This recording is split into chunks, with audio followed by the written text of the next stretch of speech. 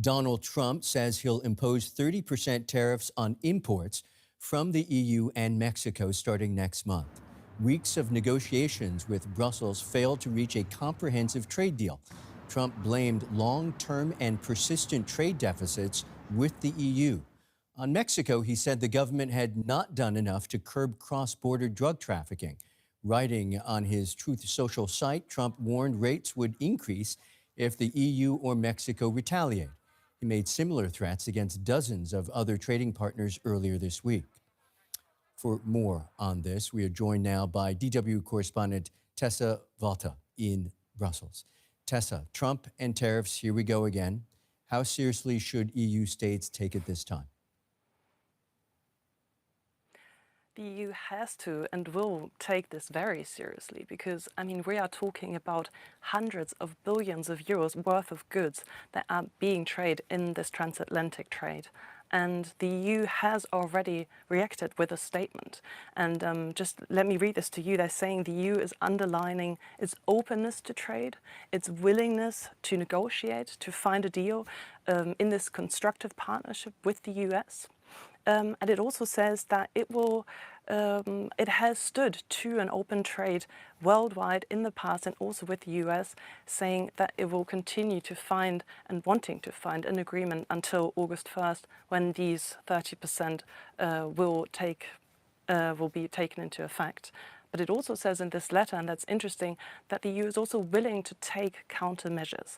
So this is really the statement that says, you can't play with us the way you want. We will react if we have to react.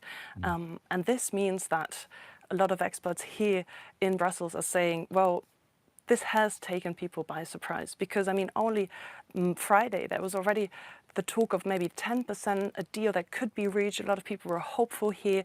The EU has already made a lot of steps, according to these experts, towards the US. So there was really a hope for a better trade deal.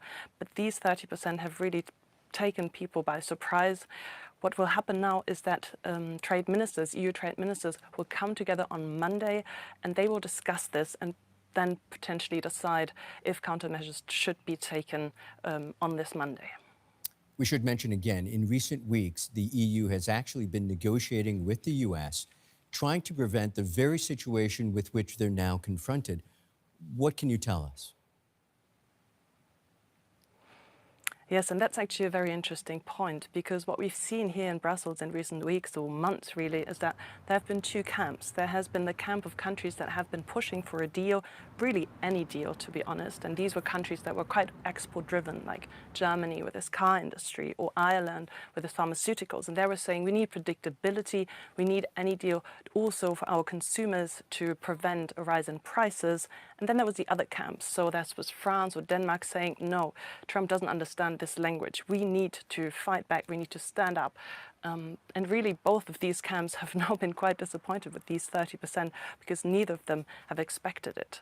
So what needs to happen now is ultimately the EU has to decide how it wants to react, because if we want to zoom out a bit here, we see that the EU is in a difficult situation because really we have to understand this is not only about trade.